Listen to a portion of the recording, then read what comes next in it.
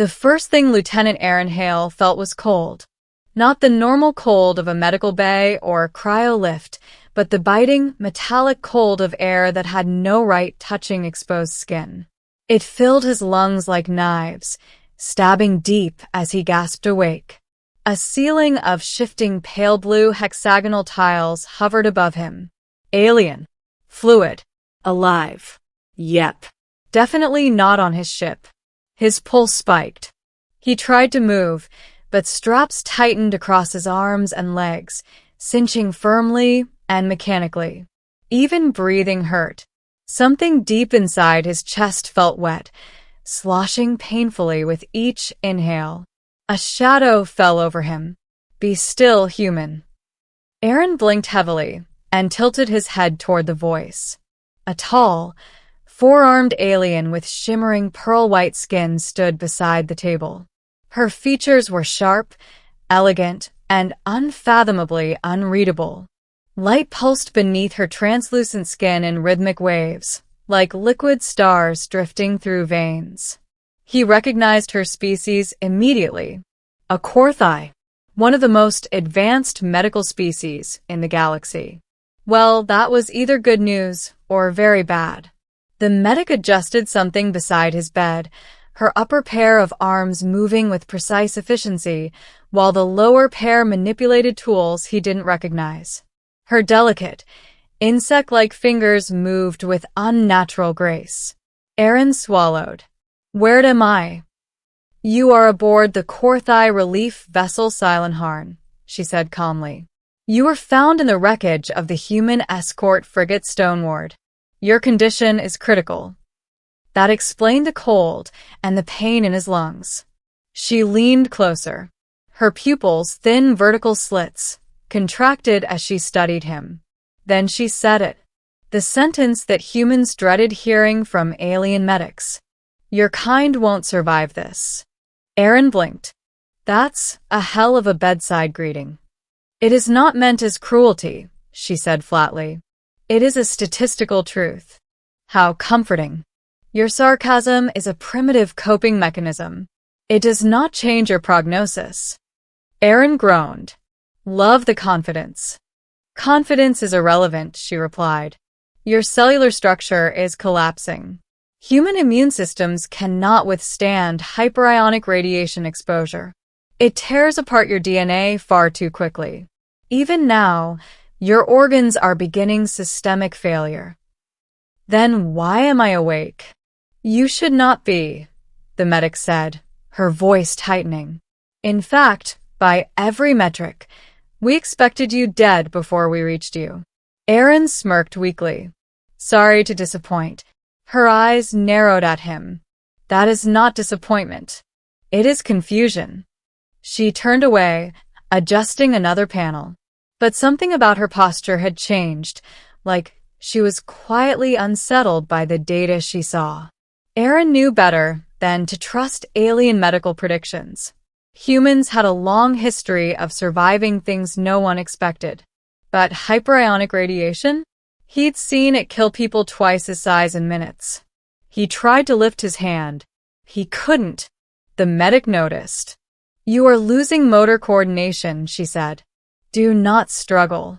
Can you treat it? No, she said bluntly. The regeneration matrix we use is calibrated for species with adaptive cellular biology. Humans lack these traits. So, you're saying your machine can heal a dozen alien species, but not us? Yes. Aaron exhaled painfully. The medic looked almost sympathetic. I will make your passing painless. Aaron forced a smile. I appreciate the thought. Really? But I'm not planning to pass. Her crest tightened. You misunderstand. Your condition is terminal. There is no recovery path for a human once hyperionic damage exceeds 60% saturation. And what am I at? Narrow eyes. 83%. Aaron whistled. Damn. No wonder I feel terrible. The medic frowned. I cannot comprehend your reaction. We call it humor, he said. Usually pops up when everything else sucks. We do not have this humor. Your loss. Part 2. The ship in chaos. A sudden tremor rattled through the floor. The medic stiffened. Impact detected. Aaron tensed. Impact? From what? An alarm blared, a deep vibrating hum rather than a harsh siren. The medic rushed to a floating terminal. A hostile vessel has emerged from hyperspace. Boarding drones incoming. The lights dimmed. Aaron forced himself up, ignoring the pain. Korthai don't get attacked. You're neutral. We are no longer, she said grimly. The Zurek Dominion ignores neutrality. Aaron cursed. Good. Perfect. As if dying was too peaceful. The medic grabbed a crystalline wand-like device and pointed it toward the door. I must defend this chamber. The drones harvest organic material for research. Aaron blinked. Harvest? As in? Yes, she said calmly. Including you. Yeah, that sounds incredibly bad. It is, she agreed. The room shuddered again. The medic repositioned herself between him and the door. Aaron felt helpless. Weak. He hated it more than the pain. He tugged at the restraints. Let me out. I can help. You cannot stand. I can try. You are dying. Exactly, Aaron snapped. So let me go down fighting instead of lying here like a corpse waiting for pickup. The medic froze. For the first time, her mask of clinical emotional detachment cracked.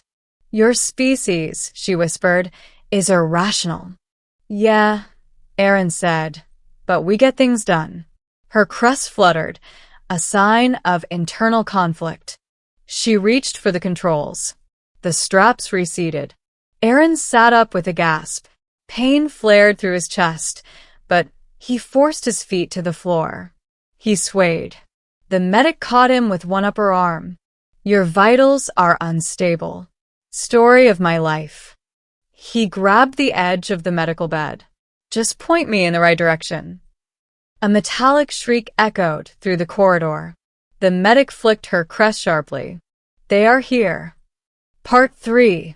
The first breach. The door exploded inward. 3 Zurek drones crawled through multi-legged, mantis-like machines with glowing red lenses for eyes. Their limbs ended in serrated cutting tools. The medic extended her crystal wand.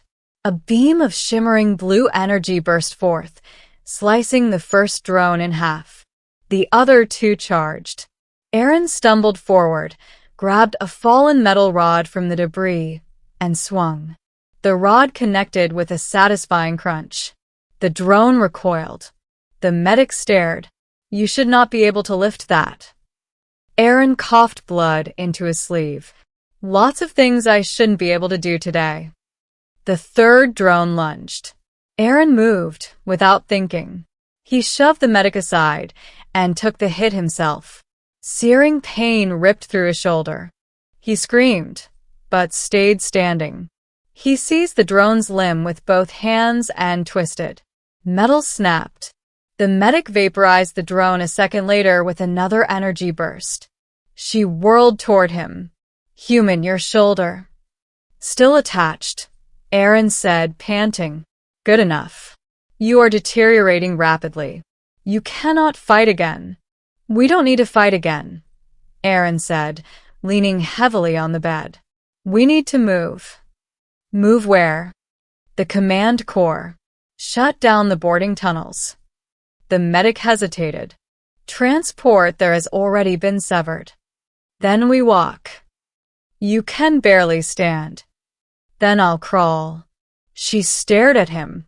Then something changed in her eyes. Respect. Recognition. Understanding. Slowly, she nodded. Very well, she said. We go together. Part 4. The long hallway. The corridors were dark, flickering with emergency lights. Shadows danced across the walls. Distant metal clanging signaled more drones searching the ship. Aaron limped forward, each breath burning, each step threatening collapse. The medic supported him with one pair of arms while scanning ahead with another. "You humans confuse me," she murmured. "Good. "Keep you on your toes." "I do not mean your words. I mean your biology. Your cellular decay has slowed." Aaron blinked. "Slowed?" "Yes." "Statistically impossible. And yet, your system is resisting the ionization damage." Aaron snorted. "Guess my cells didn't read your textbook. That is not how genetics works. For humans, sometimes it is." She stopped walking. "You are changing," she said softly. "Right now. Adapting." "To what?" "To survive." Aaron frowned. "Humans don't adapt this fast." "Correct." "No known species does." A shiver ran through him. "Medic, what are you saying?" "I am saying," she whispered, "that I was wrong. Your kind is not fragile. Your kind is terrifying." Part 5. The Final Chamber. They reached the command nexus doors just as 3 more drones emerged from the ceiling vents. Aaron pushed the medic behind him. She hissed, "You cannot protect me. Watch me." The drones leapt. Aaron fought like a cornered animal, wild, desperate, refusing to stop even when pain blinded him. Something sharp tore across his back, but he kept moving, driving his metal rod through a drone's eye. The medic dispatched another. The last one lunged at her from behind. Aaron stepped in front of the blow. Metal claws stabbed deep into his ribs. He choked but didn't fall. Instead, something white-hot exploded inside him. Not pain. Not fear. Will. He grabbed the drone by both arms and ripped it apart with strength he shouldn't have had. The medic stared, speechless. "Your kind," she whispered, "should not be able to survive this." Aaron spat blood. "You're really stuck on that phrase." He staggered to the control panel and slammed his hand on it. "Open the damned core." The doors parted. Inside, the control chamber hummed with failing energy. Sparks jumped between conduits. Systems overload messages pulsed across displays. The medic rushed to the main console.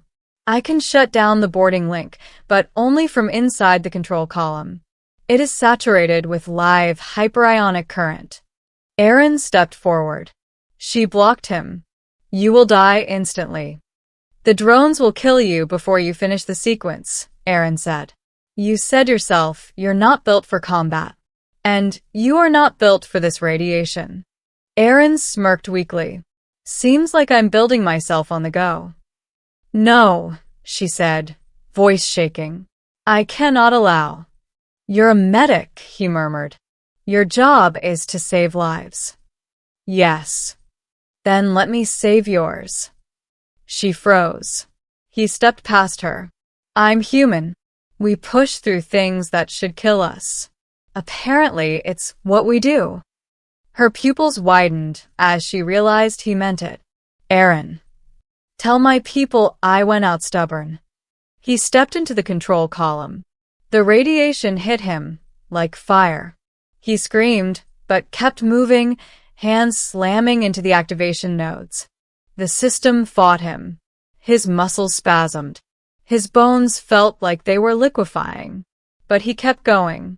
He forced the shutdown sequence manually, overriding the Dominion boarding links. One command at a time. One breath at a time. One heartbeat at a time. The drones collapsed instantly, their connection severed. The lights steadied. The ship stabilized. Aaron collapsed. Part 6. The Ending. He woke up to warmth. Soft golden light filtered through healing membranes. His chest no longer burned. His lungs felt clear. His shoulder had no pain at all. He blinked slowly. The Korthai medic sat beside him. Her crest fluttered when she saw him awake. "You survived," she said quietly. Aaron grinned. "Told you I would." She shook her head in disbelief. "Your body should have been destroyed. Instead, it healed.